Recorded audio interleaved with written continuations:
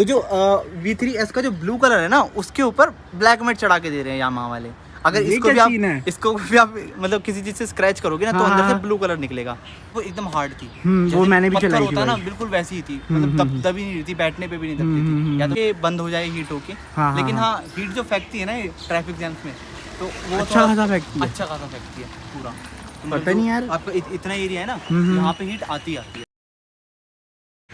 WhatsApp my YouTube family, welcome back to my channel Kanwal vlogs. तो नमस्ते, सत श्री अकाल, की हाल चाल।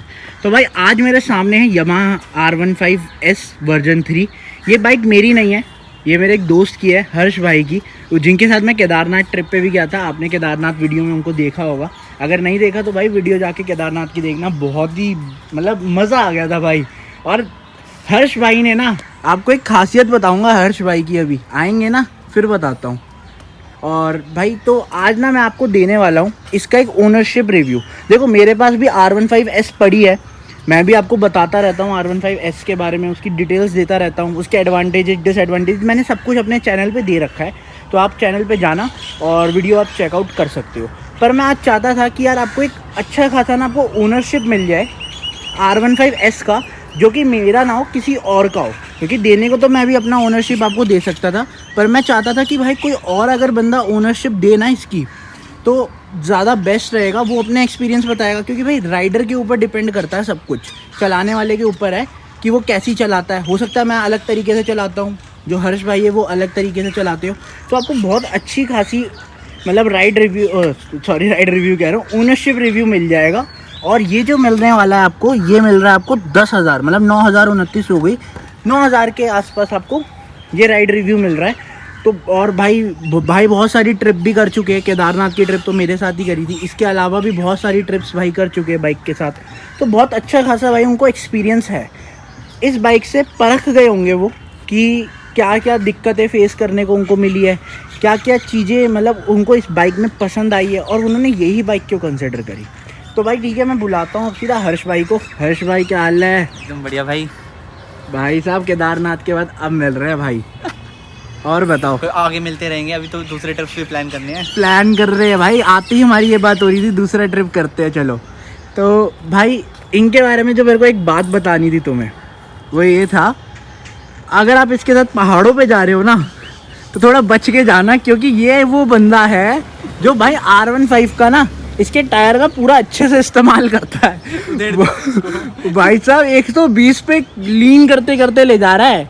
मतलब अगर आप इसके साथ जा रहे हो ना तो उसको बोल के चलना भाई साथ में चले, वरना ये पहले पहुंच जाएगा, तुम पहुंचोगे इसके पता नहीं 2-4 घंटे बाद। बिल्कुल भाई। और एक आपको मैं क्लिप यहाँ पे अटैच करूँगा, यहाँ पहाड़ है, यहाँ ऐसे लीन करना, ऐसे ही था ना कुछ रास्ता, वो लीन करना था। ये भाई बिल्कुल पहाड़ में घुस के ऐसे लीन कर रहा है भाई, वीडियो अटैच करूंगा। एज पे ले जाके, बिल्कुल एज पे ले जाके भाई साहब, मतलब फुल, मतलब इसने तो समझ लिया था भाई केदारनाथ वाला रास्ता ट्रैक है इसका, गलियां हैं। हाँ गलियां हैं, ट्रैक है इसके लिए। तो भाई चलो ठीक है, बकवास बाद में करेंगे, अब वहाँ होते हैं मेन वीडियो के ऊपर। तो भाई हर्ष भाई ये बताओ यार, आपने यही बाइक क्यों कंसिडर करी, क्या रीज़न था? अच्छा ये बताओ, आपने ये बाइक ली कब थी?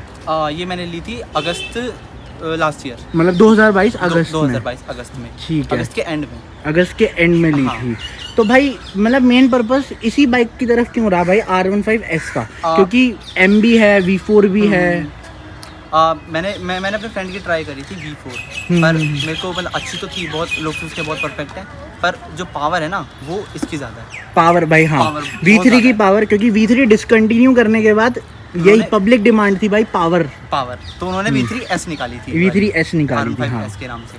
हाँ, तो बिल्कुल। उसके बाद मैंने इसका पहले वो राइड ली अपने फ्रेंड की बाइक से, फिर मैंने ये परचेज करी। हाँ, और एक चीज़ और, बस V3 और S में यही डिफरेंट है भाई, आपको सिंगल सीट मिल जाती है। हाँ, और कोई नहीं, बाकी सब कुछ पावर वावर सब सेम है भाई। V3 में स्प्लिट मिलती है। हाँ V3 में स्प्लिट मिलती है, इसमें आपको सिंगल मिलेगी। और भाई V4 भी बोलूँ और M भी बोलूँ भाई, सेम पावर है, सेम इंजन है, सब कुछ सेम है, पर पता नहीं क्यों फिर भी ये पावर ज़्यादा देती है। सच में है ना, ऐसा फील होता है भाई। फील होता है जब दोनों बाइक चलाओगे ना एक बार में, तो आपको खुद ही फील हो जाएगी कि इसमें ज़्यादा पावर है। अच्छा भाई, कितने की पड़ी थी आपको ऑन रोड? ये मेरे को पड़ी थी 1,91,000 की। 1,91,000 की। सही है यार, मतलब एक बजट फ्रेंडली बाइक है भाई। अगर कि जैसे यार M और V4 है, हाँ, वो हो गई 2,30,000 के आसपास, एक्सपेंसिव साइड पड़ गई है यार, 2 से 2.5 लाख की रेंज में। हाँ, 2 और उसके बाद यार बंदा उसमें मॉडिफिकेशन भी कराता है, लैमिनेशन भी कराता है, वो सब भी कराता है भाई, 2.5 लाख रुपए पड़ जाता है बंदे आराम से चली जाए। ठीक है, ये वही 2 लाख के अंदर अंदर आपका सब कुछ हो जाएगा, बढ़िया हो जाता है ना। थोड़ा बार्गेन भी अगर करेंगे तो थोड़ी और भी कम हो सकती है, थोड़ी और कम हो सकती है, जैसे आपको पड़ी थी। हाँ, जैसे मेरे को 187 की पड़ गई थी। हाँ। तो भाई इस पे आई है, लैमिनेशन की बात छेड़ी है हमने, तो भाई चलो बताओ कि यार, क्योंकि भाई मेरा जो बाइक का कलर है वो है मैट, और आपका एक ग्लॉसी सा क्यों लग रहा है? मैंने ग्लोसी वाला कराया था क्योंकि मैंने मैट ट्राई करा, मैट तो ये पहले से थी। हाँ, तो हाँ। मैंने मैट चलाई पहले, इसको कम से कम 3-4 महीने मैट पे चलाया, फिर मेरे को लगा कि मेरे को ग्लॉसी ट्राई करना चाहिए, या तो मैं इस पे रैप करा दूं किसी और कलर का। हाँ। पर इसका जो कलर था ना ब्लैक वाला, वो बहुत प्यारा था। मैट ना, हाँ, मैट, वो तो मैट पे मैं सोचा कि मैं मैट पे ग्लॉस PPF ट्राई करता हूँ। ग्लॉसी, अच्छा ये PPF कराई हुई है? ये PPF, हाँ PPF है। अच्छा, 3M वाली नहीं है, उससे 3M कंपनी का नाम तो मैं भूल गया हूँ हाँ, कौन सी हाँ, थी, लेकिन PPF है। अच्छा, तो कितने की कॉस्ट पड़ी थी आपको PPF? ये मेरे को पड़ी थी, मैंने मतलब मेरा फ्रेंड था, तो मैंने उसको दिए थे 2800 में उसने पूरी कवर कर दी। 2800 रुपये में उसने पूरी PPF कर दी? दी। सही है यार, मतलब बंदे 10-10 हज़ार रुपए लगा देते हैं भाई PPF के उसने लिए। मेरे को ये वाली जो लाइट्स हैं ये हाँ। मेरे को कॉम्प्लीमेंट्री दी थी। अच्छा, हाँ, ये तो मैंने अभी देखा भाई, ये स्ट्रिप लाइट लगी हुई है इसमें रेड कलर की। हाँ, ये कॉम्प्लीमेंट्री दी थी। कॉम्प्लीमेंट्री कुछ नहीं होता भाई, मतलब उसने PPF पे निकाल लिया जो निकालना था उसको। हाँ। अरे एक चीज और बताओ भाई, ये क्या सीन है? हाँ, अब PPF की बात आई तो जैसे मैंने बोला, इसका कलर बहुत प्यारा था, तो प्यारा की वजह से ये मैंने ना स्प्लेंडर वाले में ठोक दी थी बाइक, चेक करने के लिए कि कितना प्यारा है कलर। चेक करने के लिए नहीं, वो मतलब पुलिस वाले खड़े हुए थे, हाँ। तो मैं जैसे ऐसे देख रहा था, तो सामने बाइक वाले ने ब्रेक मारे क्योंकि पुलिस वाले ने रोका था उसको, तो मैंने उसमें पीछे से ठोक दी। अच्छा, स्पीड ज़्यादा नहीं थी, 20 या 30 होगी बस, उस पर मैंने मारी। तो ये ना, अब थोड़ा बहुत क्लोज से दिखाओ, तो इसके अंदर से ना ब्लू कलर निकला। हाँ यार, ये ब्लू कलर है। हाँ, तो जो V3S का जो ब्लू कलर है ना, उसके ऊपर ब्लैक मैट चढ़ा के दे रहे हैं यामाहा वाले। अगर इसको भी आप मतलब किसी चीज से स्क्रैच करोगे ना, तो अंदर से ब्लू कलर निकलेगा।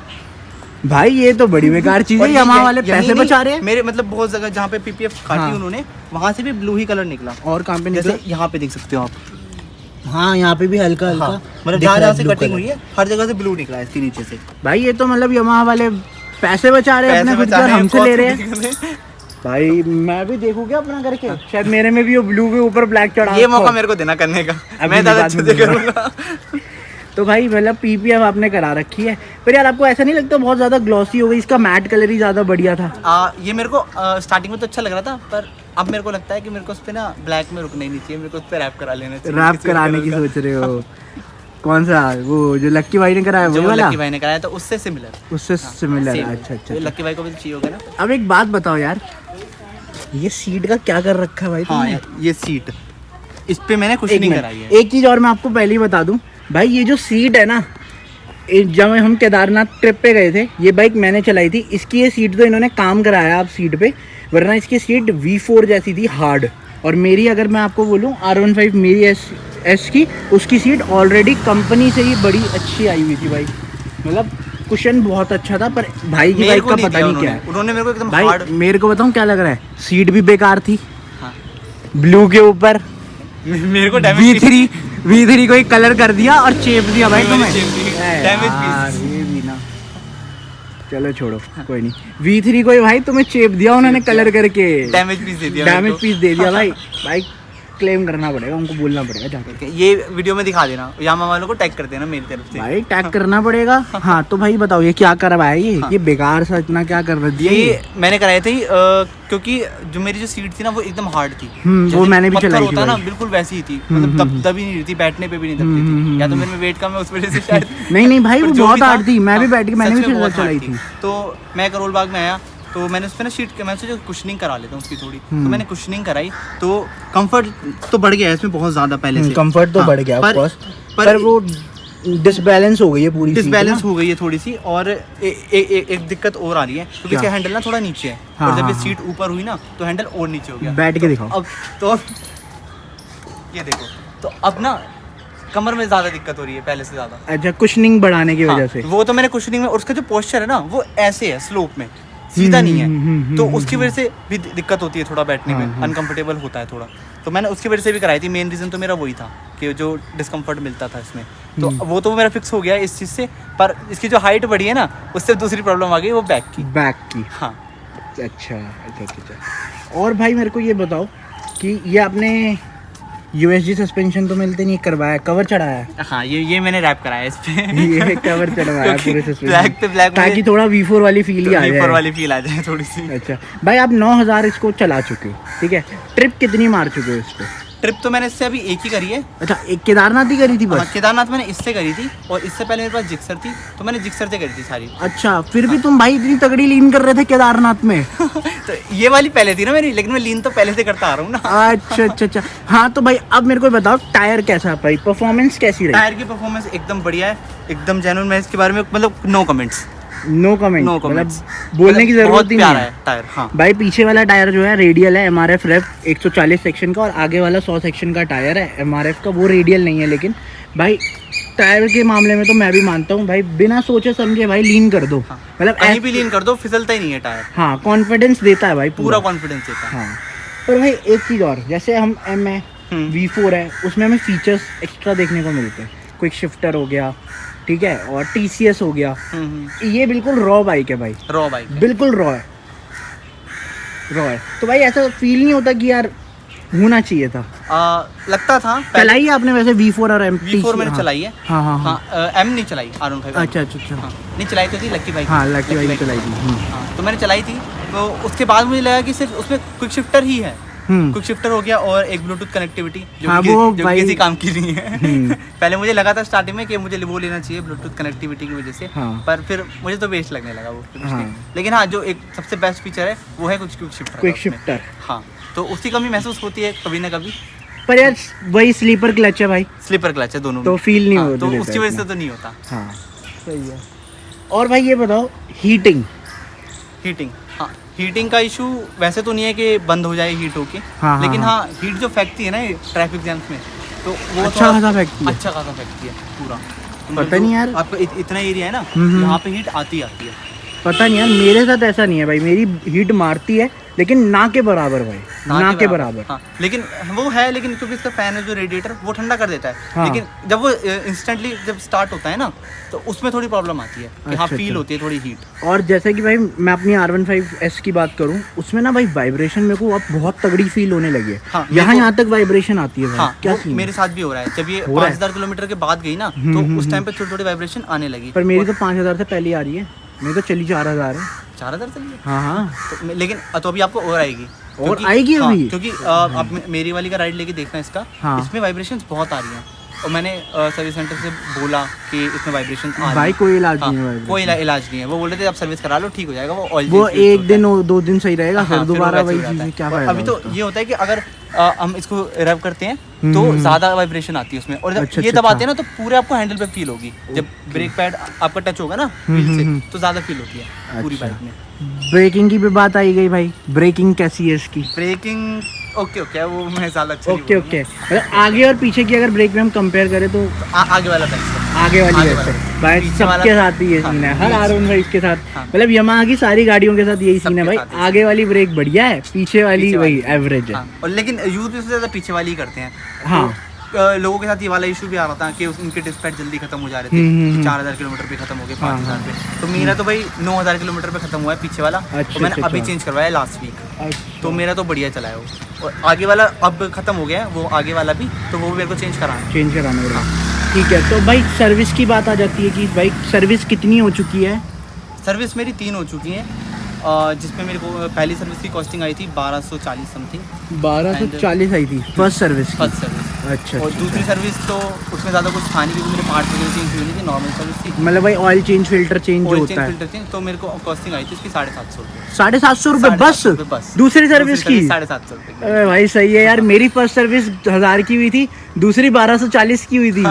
और भाई एक चीज़ और बताओ, यामाहा वालों की बड़े हरामी है भाई, ये देख रहे हो ये नट, ये है ना 40 रुपये का उनके पास, 60 रुपये का लगाया था उन्होंने। एक नट 40 रुपये, वो वाला 60 का होगा। ये वाला जो है ये 40 रुपये का एक है, जो जिसे रिवेट बोलते हैं। अच्छा। ये वाला इसलिए मैंने डलवाया नहीं कि मेरे को जरूरत ही नहीं है। मैं ऐसे ही चला के दिखा दिया।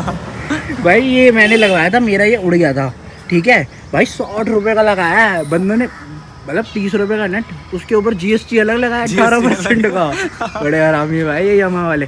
यार दिल्ली के ना मौसम का समझ नहीं आ रहा भाई, अभी बारिश जैसा मौसम था, अब धूप है भाई।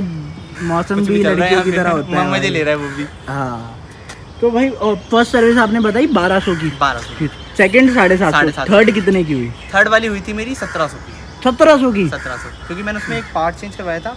कौन सा था वो तो मैं भूल गया। अरे कोई नहीं, मतलब कोई पार्ट एक चेंज हुआ था जिसकी वजह से 1700 की पड़ गई। अगर वो पार्ट चेंज नहीं हुआ होता तो मान के चलते 1000। क्या था, एयर फिल्टर। हाँ वो तो कंपलसरी है भाई, थर्ड सर्विस करानी है। हाँ फिर तो 1700 ठीक है, वैलिड है। अभी तो मैं भी जाने वाला हूँ भाई थर्ड सर्विस कराने, देखता हूँ कितने रखते हैं मेरे। और भाई ये बताओ, हीटिंग आप बता चुके हो, वाइब्रेशन बता चुके हो, माइलेज का तो भाई कोई कंपैरिजन ही नहीं है। ये स्प्लेंडर है। स्प्लेंडर? हाँ, मेरी अभी जो एक्चुअल मतलब सुपर बाइक वाली स्प्लेंडर है ये? सुपर बाइक वाली स्प्लेंडर है। आप देखो इधर, दिखाओ मेरे को। अभी माइलेज मिल रही है इसमें 49 की। 49 50 की माइलेज भाई? 50 नहीं, 55 की मिलती है मेरे को। 55 मतलब हाईवे पे मान लो 55 मिलती है पूरी। सही है यार, मेरी 40 दे रही है, 40 मत दिया ही। अगर मतलब इसको वैसे चलाऊंगा कि गलियों में चलाने लग जाऊँ तो मेरे को उसकी माइलेज मिलेगी 25 से 26 की सिर्फ। हाँ वो चीज़ तुरंत गिर जाती है वो चीज़ है, क्योंकि मेरा ऐसे ही होता है, मैं गलियों में चलाता हूँ अंदर के रास्तों से। उस पे आपकी 40 दे रही है तो और क्या चाहिए। हाँ ये भी बात सही है। अच्छा तो कभी यार कुछ सोचा अपने मॉडिफिकेशंस कराने का इसमें, कि एग्जॉस्ट लगवाऊं या फिर कुछ? नहीं, मतलब मैंने सोचा तो था कि मैं लगवा लूँ तो, लेकिन उससे फिर इंजन पे ना फर्क पड़ता है, थोड़ा फर्क पड़ता है। हाँ। अच्छा, और हाँ, दूसरा बिल्कुल। दिल्ली में तो हम दिल्ली में रहते तो थोड़ा भाई वो तो बिल्कुल हाथ ही मारेंगे सीधा, आओ भाई आओ चलान कटवाओ पहले मैं एग्जॉस्ट लगाऊंगा 10,000 का, वो 10,000 रुपये मेरे चलान में चले जाएंगे, मेरे को 20,000 का एग्जॉस्ट पड़ेगा। भाई अब बताओ मेरे को यार, बिल्ड क्वालिटी कैसी है इसकी? बिल्ड क्वालिटी इसकी भाई वैसे तो देखो मेरे को लगता है तुम्हें V3 चिप दिया है, तो V3 की बिल्ड क्वालिटी थी तो नहीं अच्छी। हाँ अब बताओ। सेम वही है, इस पे भी वही है। बिल्ड क्वालिटी नहीं है, इतनी भी बुरी नहीं है, लेकिन हाँ ठीक है, जो जैसे होनी चाहिए फाइबर बॉडी में। मैंने यार अभी ये देखा तुम्हारा ये ना ऊपर की तरफ हो रहा है बॉडी का पार्ट ना ये। हाँ ये हो रखा है, जब मैं पिलियन बिठाता हूँ तो वो ना यहाँ हाथ रख के बैठता है टैंक पे। हाँ टैंक पे, तो वो जब यहाँ से प्रेस करता है ना तो वो उसके ऊपर चढ़ जाती है। हाँ अब यही बात सही, आपने मेरे को पॉइंट याद दिलाया। जब आप पिलियन के साथ बैठाते हो ठीक है, तो कभी बाई चांस, क्योंकि सबको नहीं पता होता कि भाई टैंक पकड़ के बैठना होता है, कोई कंधा पकड़ के बैठता है, तो भाई जब ब्रेक लगती है या कुछ गड्ढा आता है उसका प्रेशर आगे की तरफ होता है, तुम्हारे हाथों पे आता है पूरा। जब वो कंधों पे करते हैं तो पूरा प्रेशर यहाँ पे आता है, पूरा प्रेशर यहाँ पे रिस्ट पे आता है, रिस्ट पे आता है, तो वो सुन हो जाता है कभी कभी तो भाई। हाँ हाथ सुन हो जाता है, सही में हाथ सुन हो जाते हैं। मैं भाई लगातार अगर चलाऊं ना, जैसे हम ट्रिप पे जाते हैं, हाथ सुन बढ़ जाते हैं भाई, क्योंकि उसका वो एकदम रख के रखते हैं ना उसको एक जगह पे, एक ही जगह पे, तो उसकी वजह से हो जाता है वो। और भाई सस्पेंशन कैसे काम कर रहे हैं? टेलीस्कोपिक है, पीछे मोनोशॉक है, कैसे आपको सस्पेंशन का फीडबैक कैसा है? तो ठीक है, सॉफ्ट है या स्टिफ है? स्टिफ तो नहीं कह सकते, बीच का है, बीच का ही है, एवरेज है मतलब दोनों, एवरेज है। ठीक है। देखो मेरे साथ बताऊं क्या होता है यार, मैं जब हाई स्पीड पे चलाता हूँ ना, मेरे को गड्ढे फील नहीं होते। हाँ, मेरे को भी नहीं होते ना फील। जब मतलब जो एक हाई बम्प आता है ना, तो उस टाइम पे आगे की तरफ फील होता है, पीछे नहीं होता, पीछे फील नहीं होता, मतलब पीछे का मेरे साथ भी यही फील होता, बिल्कुल सेम भाई। तो भाई रिएक्शन बताओ कैसे मिलते हैं भाई?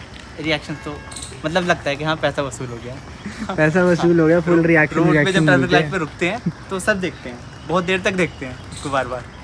ठीक है, सही है भाई। ABS का बताओ, ABS कैसा? मतलब भाई मैंने बहुत सुना है कि यार ABS इसका ना बहुत जल्दी किक इन हो जाता है। हाँ बहुत जल्दी हो जाता है, आगे वाला तो नहीं होता, आगे वाला तो परफेक्ट एकदम, लेकिन जो हाँ आगे वाला ABS नहीं होता इतनी जल्दी। अच्छा हाँ, लेकिन जो पीछे वाला है ना, वो तो मतलब आप ABS हटा के चलाओ तो ही ठीक है, बेनिफिशियल है वो, क्योंकि आप थोड़ा सा प्रेस करोगे एक तो वो लगता नहीं है, और दूसरा वो अपने आप किक इन हो जाता है, तो वो ब्रेकिंग छोड़ देता है अपने आप। अच्छा, मिरर की विजिबिलिटी भाई देखो मैं भी यही कहूँगा एवरेज ही है, क्योंकि एवरेज ही है, क्योंकि इसमें ब्लाइंड स्पॉट बहुत ज़्यादा है। ब्लाइंड स्पॉट बहुत ज़्यादा है। आपके राइट साइड में कौन है या लेफ्ट में, वो आपको दिखेगा नहीं दिखेगा, जब तक वो आपसे पीछे ना हो थोड़ा। ठीक है, तो भाई एक हाँ अभी मैंने देखा हेलोजन इंडिकेटर। भाई हेलोजन इंडिकेटर ये मैंने चेंज नहीं कराया अब तक, मन नहीं करा। और दूसरा उसमें एक इशू था कि वो वाले लगवाने में जो जैसे आपने लगवा रखे हैं, तो उसमें क्या आगे वाले बंदे को दिखता नहीं है, आगे वाले को दिखता नहीं। तो मैं सोच रहा था कि मैं दोनों चीज़ें एक साथ चेंज कराऊंगा, आगे के जो मिरर्स आते हैं ZX 10R टाइप वाले। अच्छा हाँ वो सही वाले दोनों एक साथ कराऊंगा, इसलिए मैं भी रुका हुआ। रुके हुए, ठीक है। भाई लाइट की विजिबिलिटी कैसी है? विजिबिलिटी पहले तो नहीं थी, पहले तो इसका जो वो था high beam low beam? High beam low beam नहीं, इसका जो एंगल था, एंगल, अच्छा हाँ, अच्छा, वो हाई बीम का ही बहुत नीचे था। अच्छा तो वो तो अच्छा, मैंने ऊपर करवा लिया था। अच्छा अच्छा अच्छा, तो अब तो ठीक है।